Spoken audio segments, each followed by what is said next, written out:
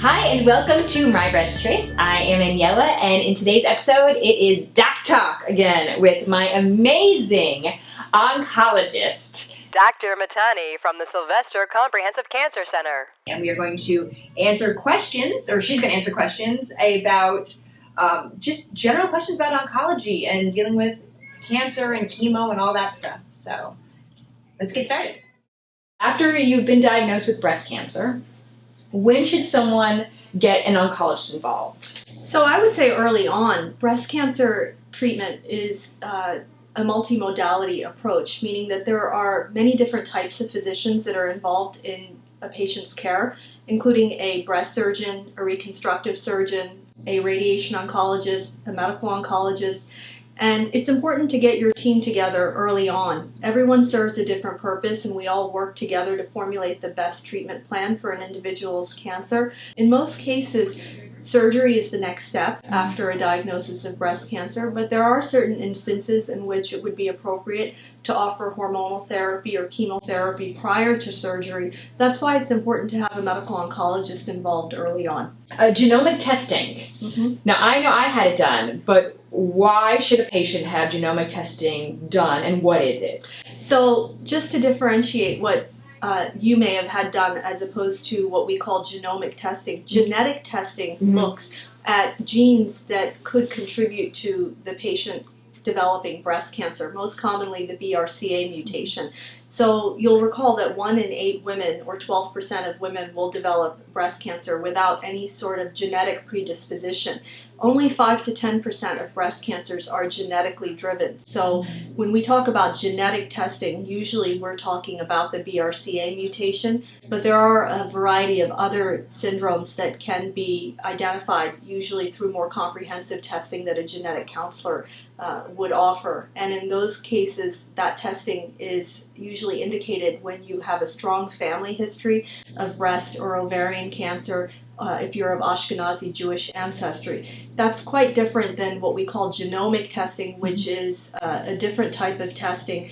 I would say that the era of personalized medicine is upon us. Before personalized medicine, usually patients that had the same type and stage of cancer would get very similar treatments, but we found pretty quickly that certain patients respond very well to those treatments and other patients don't respond so well. So now what we've identified is that there are genetic differences either in the patient or in the tumor that would account for these differences. So when we refer to genomic testing looks to identify what those differences may be and offering treatments that are either targeting a genetic difference in the tumor or a protein or some aspect of the tumor's microenvironment that would contribute to the growth and survival of the cancer. And it's important to note that although this approach seems really exciting, it's not ready for prime time yet, as we say. So some of these treatments are not available and are not covered by insurance and have to be received in the context of a clinical trial. The testing can be expensive and sometimes not covered by insurance. So this is where it's really important to participate in clinical trials. And at the University of Miami, we have such testing that looks at a genomic approach to cancer treatment. You kind of mentioned it in your answer for the first question, but why would a patient need chemo? So chemotherapy is given for a variety of reasons in a variety of settings. Sometimes chemotherapy is given prior to surgery to shrink a tumor down and allow a less extensive surgical procedure. Someone, for example, who wants to have a lumpectomy, but the tumor is too large and would require a mastectomy up front. So in the case where the tumor needs to be shrunk and a lumpectomy may be possible. In situations in which a patient has had surgery up front, chemotherapy can be given in a preventative setting to kill off tiny tumor cells that may be hiding somewhere in the body to try to prevent a recurrence. And then in the last situation would be in the stage 4 metastatic setting, in which patients already have disease that's spread outside of the breast, and we're giving the chemotherapy to alleviate disease-related symptoms, and most likely pain, but also progression of the disease is hopefully halted or slowed down. with the use of chemotherapy. It's interesting because I had the second option where I had the mastectomy, and then we got rid of all the extra little cells hiding everywhere. And my mother was metastatic for ovarian, and so it helped reduce her pain. So interesting of seeing Different both sides situations. of that. Mm-hmm. Now, you kind of just already touched on the next one, which was when should somebody get chemo, before surgery or after surgery? It really depends on the characteristics of the tumor, how big it is, if it has spread to other sites. So that's really based on the individual's case. It's kind of hard to just say across the board that chemotherapy should be given in this situation. That's very particular to the case. Radiation. I know not everyone gets radiation. So why would they need it? And on top of it, because you're my oncologist, would you also be in charge of radiation, or is that a different doctor? That's a different doctor. I'm a medical oncologist, so I give what we call systemic treatments, either hormonal therapy or chemotherapy that goes throughout the entire body, as opposed to high-dose X-ray therapy, which is given by a radiation oncologist, a different type of physician. Again, in different situations, radiation is used. Radiation is given to prevent what we call a local recurrence. So if patients have a significant risk of a local recurrence, either in the breast, if they've had a lumpectomy, or in the lymph nodes, in the regional areas, radiation can be given.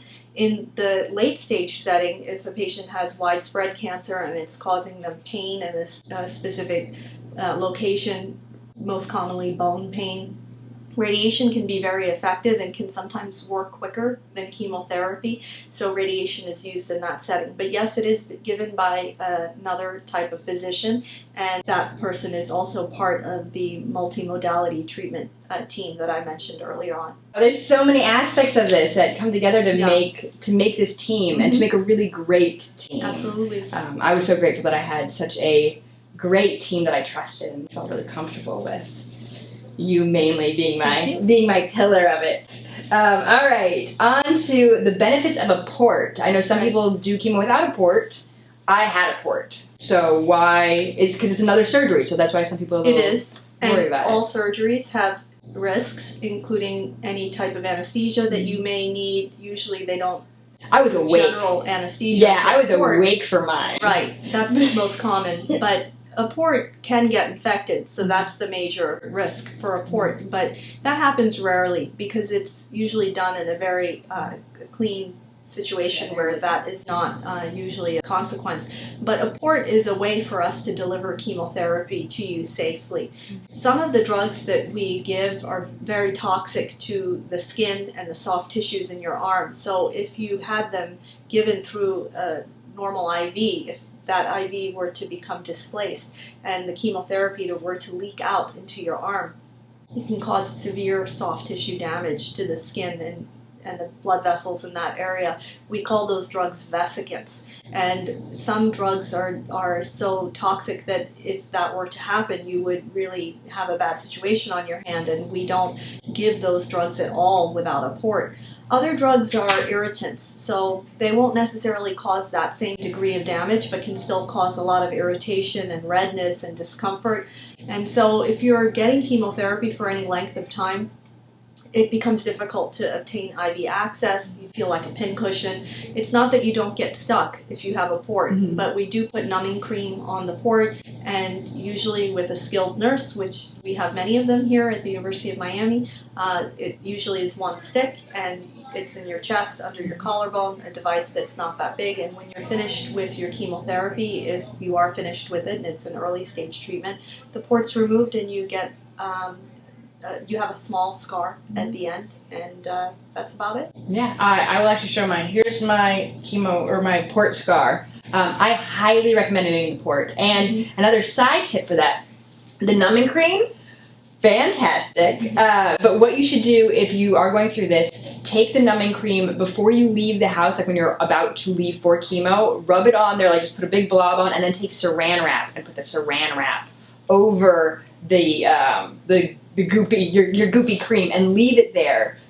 So by the time you get there and by the time they go to draw blood from there and poke you and stick you, it is so numb. You won't feel a thing. It is fine. I mean, it was like the port was so easy, but definitely numb it before you leave. So it gives it plenty of time to become fully numb by the time you get there. So Saran wrap, Tamoxifen and Femara. Those are the drugs that people take to prevent getting cancer again or to lower the risk. So why would somebody take those? And then why for so long? So the drugs that you're referring to, Tamoxifen and Femara, or letrozole is the non-branded name for the drug. We use those drugs, and there are others besides letrozole and Tamoxifen, to prevent the cancer from returning. It doesn't always prevent the cancer, so you should understand that the receipt of chemotherapy or hormonal therapy is not a guarantee that the cancer won't come back, but these drugs do significantly reduce the risk. And for patients that have hormone receptor positive breast cancer, meaning that their tumors grew under the influence of estrogen, even a postmenopausal woman who is no longer menstruating can develop a hormone receptor positive breast cancer or a hormonally driven breast cancer. What these drugs do is either prevent the production of estrogen or block estrogen from binding to those breast cancer cells that may be hiding out somewhere else in the body, and hopefully prevent a recurrence. Why for so long? Well, there have been studies that have been completed with thousands of women that have shown that 5 years is the standard therapy that should be given to a woman with a hormone receptor positive breast cancer with either tamoxifen, an aromatase inhibitor, or a combination of the two. More recently, there have been data that show that for certain women, it makes sense to extend beyond that 5 years to 10 years of hormonal therapy. And it's a bit of a misnomer to say hormonal therapy. It's actually anti-hormonal therapy, and people get confused about that all the time. But remember, if the tumor grew under the influence of estrogen, we're not giving these women estrogen. We're blocking estrogen or preventing estrogen from being formed. And so for a very select few, only 3 to 5% of women actually benefit from extending to 10 years of hormonal therapy. And right now, there are certain diagnostic tools out there that can be used, tests. There are a variety of different companies that have looked into this to see if, one, we can develop an algorithm to identify who is going to develop a recurrence in that late extended endocrine situation, that extended time period rather, the 5 to 10 year time period. And if those women do have a recurrence, are they going to benefit from extending their endocrine therapy to prevent that recurrence? So there are certain diagnostic tests that can be used, and that's something that, again, is not always appropriate for each patient, and it should be discussed with your oncologist. Having that good team in place, that team that you trust. What are some questions that you think a patient should ask their oncologist? Because we don't know what we don't know. Correct. So what would you ask? That's a great question. I think that it's important, first of all, to know what everyone does. The most confusing part for a patient you alluded to earlier is, what is a medical oncologist? What is a radiation oncologist? What is a well, most people understand what the surgeon does, but to understand what everyone's role is, who are the members of your team and what do they do for you, and how are these decisions made? Understanding that process and doing some reading on your own before you get into the office, so you understand what the difference is between grade and stage. You understand why certain women get chemotherapy or may be offered chemotherapy or offered radiation, to understand what the toxicities and side effects of those treatments are, not only immediately, but in a delayed fashion, because some of these treatments have a certain risk that can present later on in life, and some have certain side effects that are long-standing. So you really want to understand what treatments are being offered, why they're being offered, and what are the toxic side effects that can be a result of those treatments. No, that's great. And then, but with that research, I'm just warning you guys, go and look at the research. Don't look at anecdotal blogs, and because that's a spiral into a really dark place that's not scientific. It's not evidence-based. These are stories from specific patients, and everyone reacts differently. Absolutely. And it's important, that's a really good point, because it's important to understand that the internet can be a very useful resource, but it can also be a very dangerous place, because you can get a lot of misinformation that can really accelerate your anxiety level. So it's important to have an open dialogue with your provider and make sure that that person is able to point you in the direction of reputable websites that can give you evidence-based information to help make decisions. And you should feel comfortable having that dialogue with your provider and going back and forth and having access to that person and being able to ask them all the questions that you have. And no question should be off limit. Sometimes patients are very shy about asking certain questions. And so I think it's really important as a physician to bring up questions that I know people are thinking of but are a little bit nervous or shy to ask. Mm-hmm. I'm sneaking this last one away just about nausea, because I know that a lot of times we hear chemo and we think, oh my gosh, nausea. I mean, that's the image that you get. But I was nauseous one time, my first treatment, and I came back and told them, like, when you guys asked, okay, how was this? I was like, I was nauseous, and we changed the dosage on my pre-meds, and I never threw up once on chemo, and I was never nauseous again from that point. I'm glad to hear that. Yeah, it was extraordinary. Yeah. So it's not the 1970s. We don't have patients spending days and days, just puking and being nauseated the whole time. We have really great supportive oncology drugs nowadays that are very effective. I have most of my patients tell me that they maybe have a twinge of nausea here or there. Very few are actually vomiting. There are drugs that do really make patients nauseous and vomit. And fortunately for us in breast cancer, we don't use as many of those drugs. And if we do use them, we have really great supportive therapies that prevent it. So the important thing with nausea is to prevent it and not treat it afterwards, but prevent it, because there's something called anticipatory nausea, which is very real. So if you have a patient that develops nausea and vomiting with their first cycle of chemotherapy because they were not given the proper anti-nausea medicines or they didn't take it properly, sometimes even if you change the medication, they still have that nausea because they've developed a pathway in their brain. I have patients who years after chemotherapy will just drive by the cancer center and get nauseated, just because it brings back that memory. So it's a very real phenomenon. Yeah, anticipatory nausea. So it's the best treatment for nausea is prevention, and that's why it's very important to make sure that you have your nausea medications, that you're not shy about taking them. A lot of women and men end up waiting for themselves to actually be throwing up, and I tell patients that if you're queasy and it's preventing you from eating and having an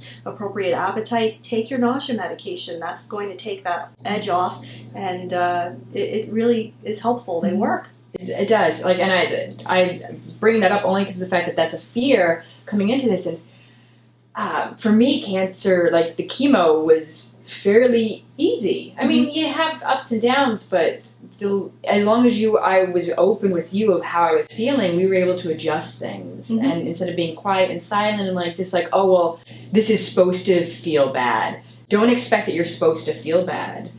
Be very open and honest, and you guys can do so much now. There are a lot of changes that can be made. So good point. You have to be open and have that dialogue with your provider and feel comfortable enough to do it. Are there any tips that you can give? The main thing that I would say as far as a tip, especially for patients that have stage 4 disease, it's really important early on to identify a place that you can go for a treatment that has access to clinical trials, because clinical trials really are what is going to move the field forward in terms of finding answers to a lot of the questions that we have. We talked about genomic testing. We talked about access to new and exciting drugs that are cutting edge. Many of these drugs are not approved and are only being made available in the context of a clinical trial. Unfortunately, many studies have very strict requirements as to when you're eligible. You may not be eligible if you've had too many prior treatments.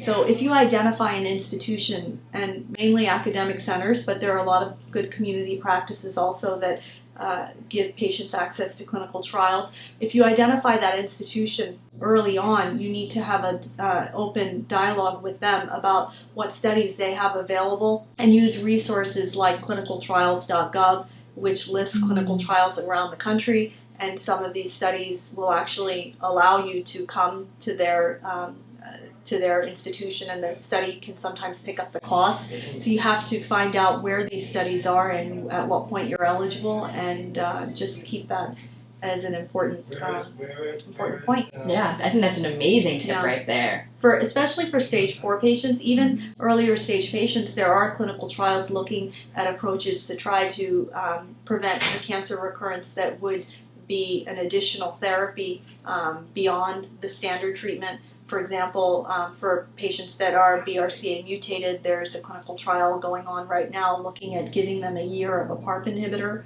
in addition to the standard therapy that they have, and we have that protocol here at the university. Oh goodness, I don't know if we can even follow anything beyond that. I think that's amazing right there. Thank you guys so much for tuning in and for having my amazing oncologist, Dr. Matani from the Sylvester Comprehensive Cancer Center.